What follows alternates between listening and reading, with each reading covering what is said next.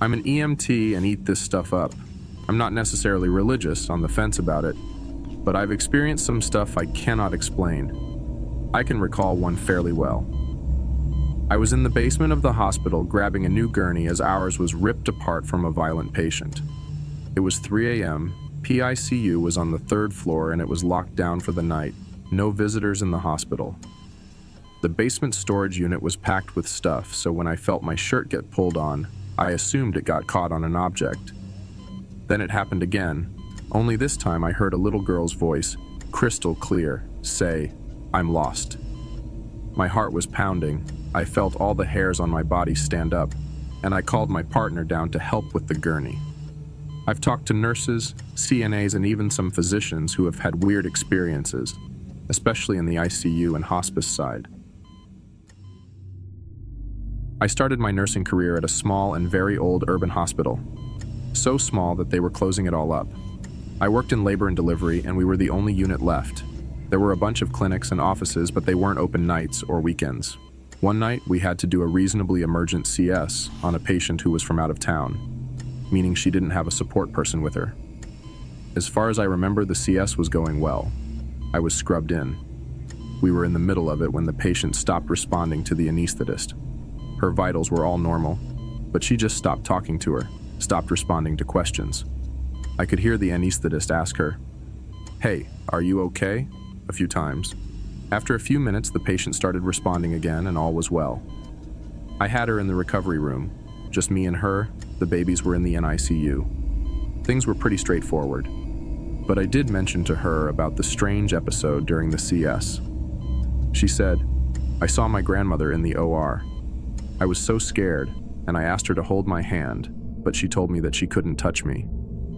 That sure was something for a 23-year-old to hear at 3 a.m. in a room far away from any of my co-workers in a very, very old and empty hospital. It was my second night with this patient in his late 80s.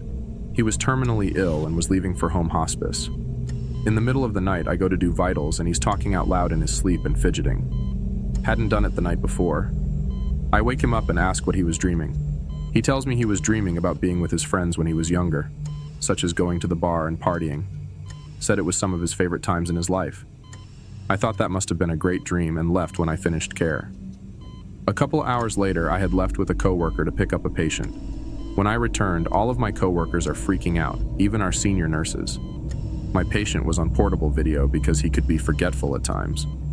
On the camera, they had witnessed multiple orbs shooting through the room that looked similar to shooting stars. We get that from time to time, but they said there was a crazy amount to where the room looked like it was glowing. Some coworkers even went in to check. When they did, the video person said they'd disappear then return when staff left. By the time I returned, the orbs had just stopped. About 15-30 minutes later, my patient wakes up and decides to get up from the bed. I go in there and thought it was weird for him because he didn't really do that the night prior. I ask him where he's going. He points to an area behind me and says that his friends are here and want to play cards with him. My coworker who was with me paled. I just said that they should play cards when it was a little later and tucked him into bed. I thought that this whole situation was pretty wholesome. My coworkers thought I was nuts. I was like his friends just wanted to stop by and say hi. One night in an old psychiatric hospital, as in built in the 1800s, a tech and I were the only ones up. Every patient seemed to be asleep. We checked every 15 minutes. Anyway, I was sitting outside the office door and she was sitting at the back of the very small office eating her soup. The other office door to our side suddenly opened and closed, and then the small restroom door in our office closed. Neither one of us said anything for about a full minute. Then I asked her if that had just happened. She sighed with relief and said yes it had, and that she was glad she wasn't losing her mind. I guess the ghost needed to use the restroom in a hurry. Maybe it was a former nurse or tech that had worked there. I used to work on a floor back in the day. Had a patient who was being discharged the next morning, only on PRN pain meds, and hadn't had anything mind-altering all day. I go in his room at 3 a.m. and ask him why he can't sleep. He says, "I'm not hurting or anything. And don't get me wrong, I love kids, but why are y'all letting children run around the unit so late?" I asked what he was talking about. He said, The kids in the dinosaur and cowboy costumes. I said I hadn't seen them, but I'll let the other staff know to send these kids back to their parents, thinking to myself, who the hell let them in here this late in the first place? I head back to the nurse's station and tell the charge, who has worked there for years. I tell him, hey, the dude in room XY said he can't sleep because some kids keep coming in his room. He looks at me and says, less alarmed than you'd expect. Oh, the kids in the dinosaur and cowboy costumes? I asked a couple other more veteran staff, and they all had stories of patients telling them the same thing. If they were all messing with me, then half the unit and my patient were phenomenal liars. At my old hospital, we had Susie. We never were a unit working with children, but everyone who encountered her claimed her to be about 8 years old. We usually only saw a shadowy figure or heard her running over the unit's floor at night. Sometimes she messed with the lights, call lights, computers, or our old paper charts. She didn't seem malevolent, and a stern, "Not now, Susie, I'm busy," usually kept her in line. She did not like swearing, though. One of our newer doctors once made the mistake of telling her to fuck off. After that, bad luck seemed to follow him whenever he stepped on the unit, misplacing his coffee mug, just to show up later exactly where he had put it down before, but now ice cold. Charts disappearing, lights turning off in the middle of him placing an IV, which prompted me to call her out and her turning the light back on. His chair going down to the lowest setting every time he sat down, even if we switched chairs. The chair would work perfectly fine for anyone but him. We had him apologize to her, and it all stopped, or at least he wasn't that specifically targeted anymore. I kinda miss her. I used to work in a rehab hospital that's been around since the US outbreak of polio, 1910s maybe. The building my unit was on was one of the original buildings.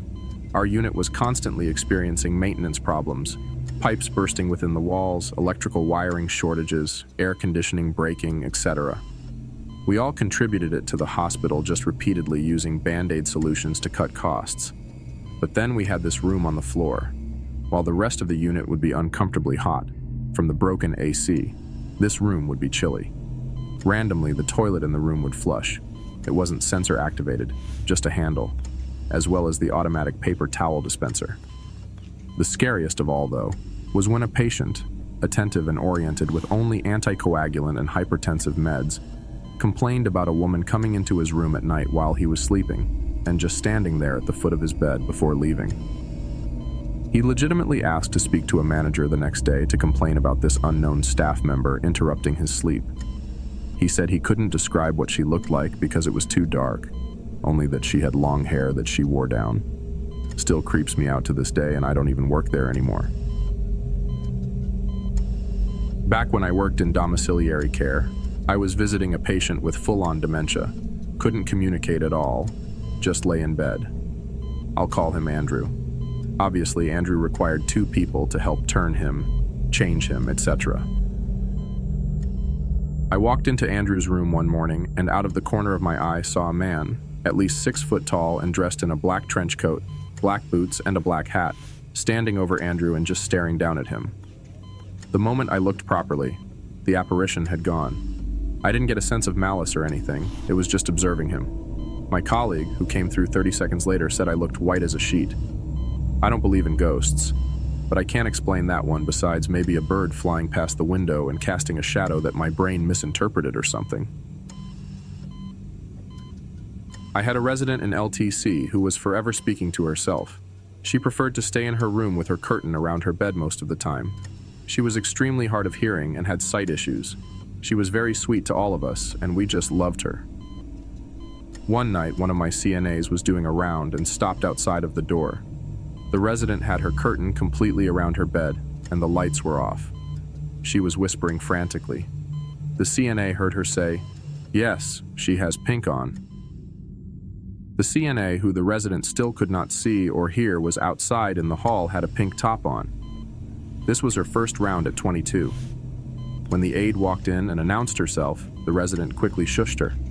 When she asked the resident what was wrong, the resident stared intently at her and pointed to the bathroom. "Be quiet. The man in the bathroom will hear you." The CNA swears she heard something move in there. I believe it. That area of the facility is called the Hole for a reason. We've also had several residents throughout the years complain about children running up the halls in the middle of the night laughing. It's always in the same unit near the same room.